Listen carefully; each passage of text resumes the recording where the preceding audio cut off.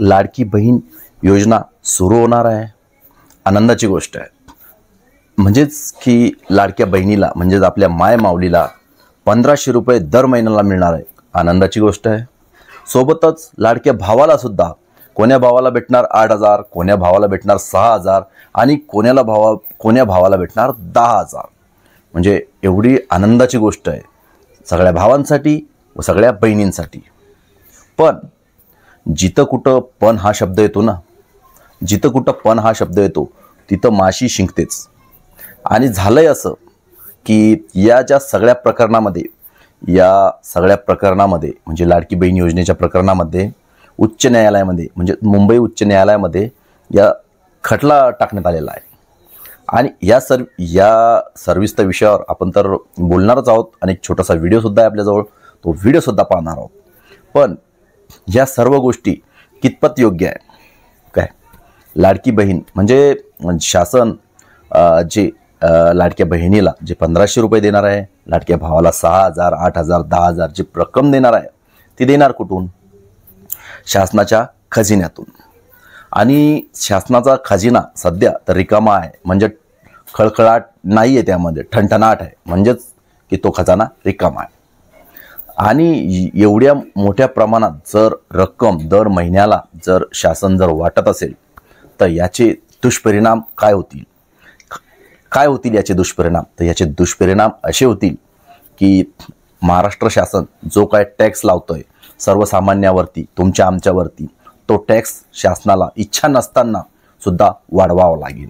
म्हणजेच काय होईल की टॅक्स वाढेल आणि महागाई सुद्धा वाढेल.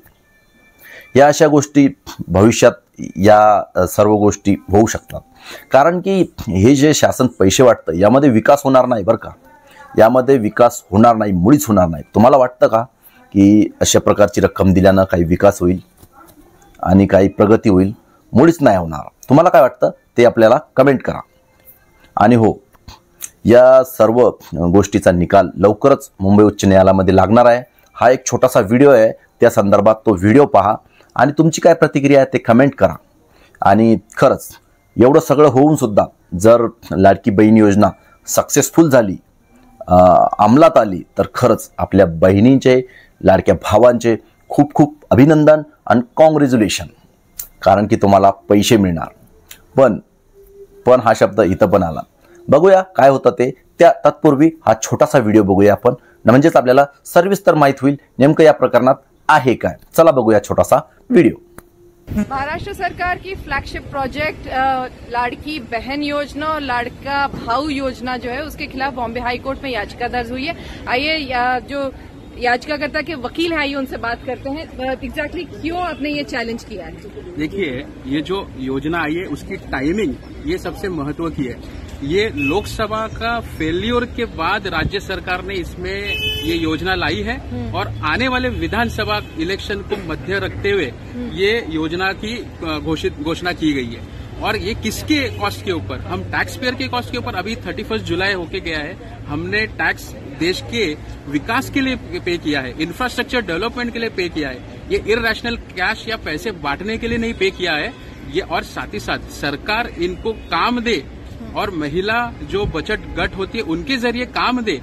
ये काम छोड़ के इनको हैंडीकैप बनाने का काम पूरा चल रहा है. साथ ही साथ जो लाड़का भाव भी है उसमें भी क्लियरली सरकार ये ब्राइबरी, जैसे इलेक्शन के दरमियान आप सभी ने देखा होगा, इलेक्शन में section 123 of representatives of people act, ये करप्ट प्रैक्टिस के डेफिनेशन में जाता है. इलेक्शन कमीशन तो इसमें कुछ कर नहीं रही है. हमें सिर्फ एक ही आशा जो बची है वो माननीय उच्च न्यायालय मुंबई पे आशा बची है. आज मैंने मेंशन किया उस मैटर को. तो आज ये दरअसल याचिकाकर्ता है कौन, क्या और एग्जैक्टली आप कोई इंटरिम रिलीफ भी मांग रहे हैं, क्या मांग रहे हैं? याचिकाकर्ता जो है वो एक चार्टर्ड अकाउंटेंट है. उनको पूरा टैक्सेशन का नॉलेज है और हम इंटरिम रिलीफ ये मांग रहे हैं कि 14 अगस्त को जो पैसे बेनिफिशियरीज को डिपॉजिट करने वाले, रिलीज होने वाले, डिसबर्समेंट होने वाले, उस पे स्टे का हमने प्रार्थना की है. और ट्यूसडे की हियरिंग माननीय उच्च न्यायालय ने दी है. इसमें आप जो पैर मांग रहे हैं उसके दौरान अदालत ने लेकिन ये भी कहा कि जब जून में ये आया था नोटिफिकेशन, तो आप अर्जेंटली आज ही क्यों सुनवाई की? आप देखिए, जब सर माननीय उच्च न्यायालय में जब कोई याचिकाकर्ता आता है और इन पर्टिकुलर पब्लिक इंटरेस्ट लिटिगेशन के माध्यम से, तो प्रॉपर रिसर्च करके आना जरूरी होता है।